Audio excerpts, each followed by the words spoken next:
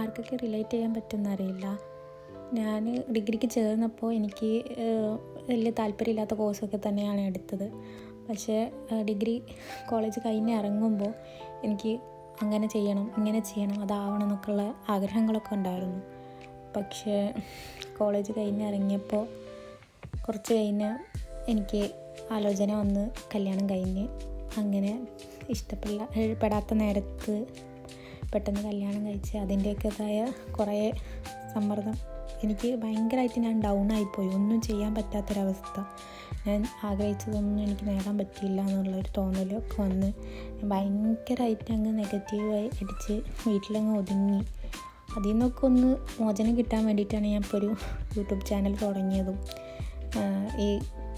ഇങ്ങനെ വീഡിയോ ചെയ്യുന്നതൊക്കെ. ഇപ്പോൾ എനിക്ക് കുറേയൊക്കെ സമാധാനമുണ്ട്. ഇങ്ങനെ ഓരോന്ന് ചെയ്യുമ്പോഴും കുറേ പേര് ഞാൻ ചെയ്യുന്ന വർക്ക് കാണുന്നുണ്ടല്ലോ എന്നൊക്കെ ആലോചിക്കുമ്പോൾ എനിക്ക് ഭയങ്കര സമാധാനമുണ്ട്.